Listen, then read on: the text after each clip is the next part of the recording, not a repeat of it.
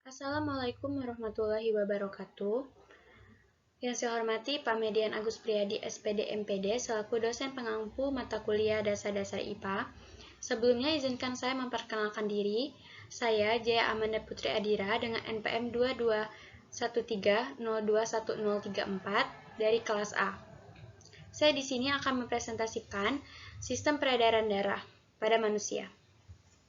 Langsung saja.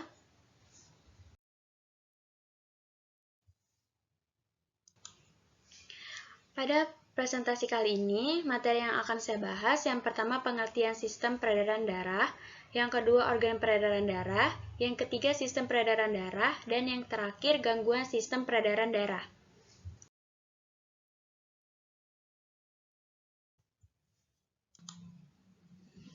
Yang pertama yaitu pengertian sistem peredaran darah pada manusia. Darah yang mengalir pada tubuh manusia itu diatur oleh sistem peredaran yang disebut sistem peredaran darah. Sistem peredaran darah ini juga bertugas untuk mengedarkan zat-zat makanan serta gas-gas pernapasan ke seluruh tubuh. Selanjutnya, organ peredaran darah pada manusia. Organ peredaran darah pada manusia ini terdiri atas 3 komponen penting. Yang pertama ada jantung, pembuluh darah, dan darah yang saling berkaitan.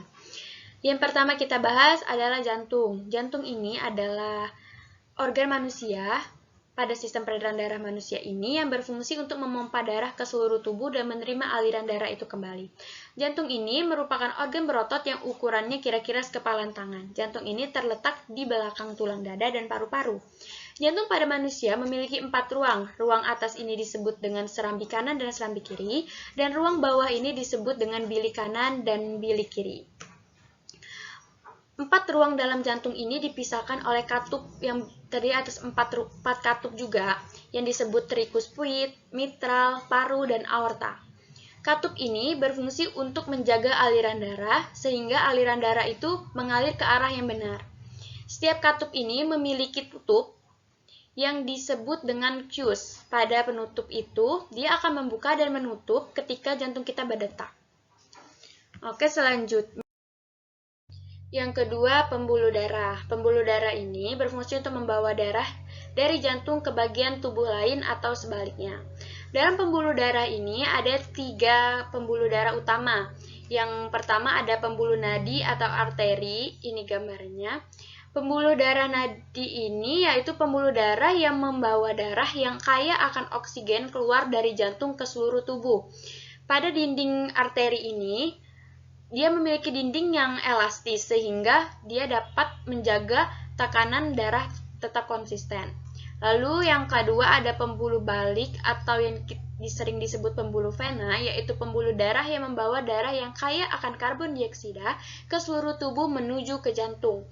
Pada vena, dinding vena ini, dindingnya lebih tipis dibanding dinding arteri. Lalu yang ketiga ada pembuluh kapiler, yaitu pembuluh darah yang sangat tipis dan hanya terdiri atas lapis sel. Kapiler ini berperan sebagai tempat berlangsungnya proses pertukaran gas, oksigen, dan karbon dioksida. Selanjutnya, yang ketiga darah. Darah berfungsi untuk mengangkut zat gizi, oksigen, hormon, dan zat lainnya dari dan ke seluruh tubuh. Tanpa darah, oksigen dan zat gizi akan sulit mencapai seluruh bagian tubuhnya. Lalu ada komponen darah. Komponen darah ini terdiri atas plasma darah, sel darah merah, sel darah putih, dan keping darah. Yang pertama ada plasma darah. Plasma darah ini adalah cairan yang bertugas mengangkut sel darah untuk diedarkan ke seluruh tubuh bersama dengan zat lainnya. Lalu ada sel darah merah, adalah sel yang membawa oksigen dari paru-paru untuk diedarkan ke seluruh tubuh. Lalu ada sel darah putih, yaitu sel yang bertanggung jawab melawan infeksi, virus, bakteri, dan virus-virus lainnya. Lalu yang terakhir ada keping darah atau trombosit. Keping darah ini adalah sel darah yang berfungsi untuk membekukan darah. Jadi ketika luka, darah tersebut akan membeku. Jadi darah yang keluar dari tubuh manusia ini akan dibekukan oleh trombosit ini.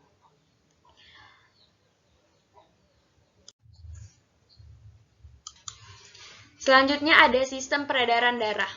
Sistem peredaran darah pada manusia ini ada sistem peredaran darah sistematik atau yang disebut sistem peredaran darah besar dan sistem peredaran darah pulmonal atau yang disebut peredaran darah kecil.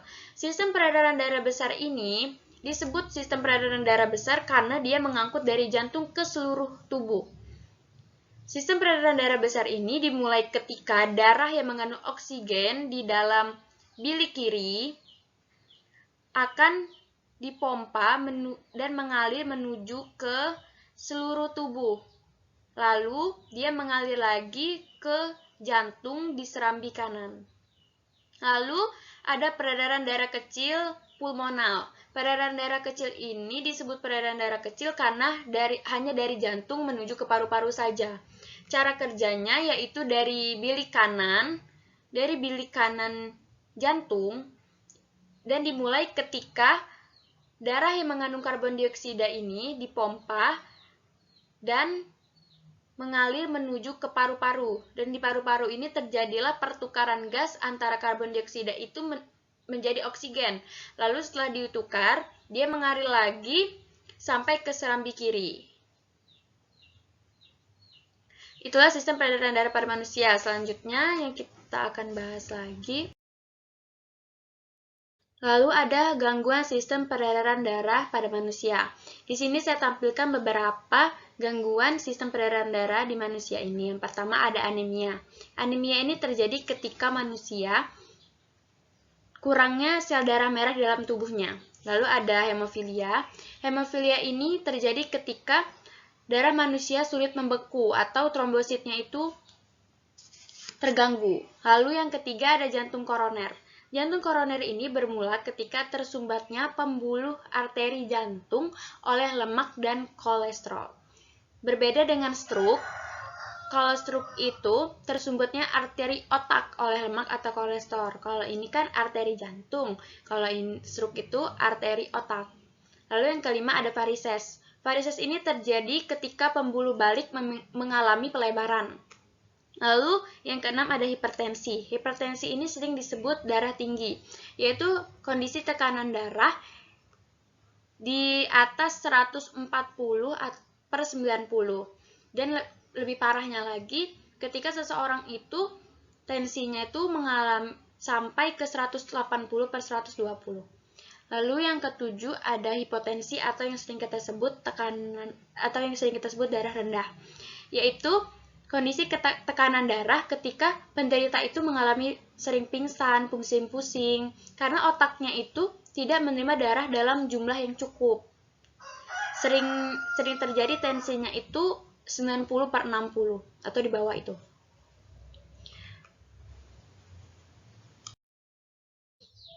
Itulah hasil presentasi saya. Bila ada salah kata, saya mohon maaf. Wassalamualaikum warahmatullahi wabarakatuh.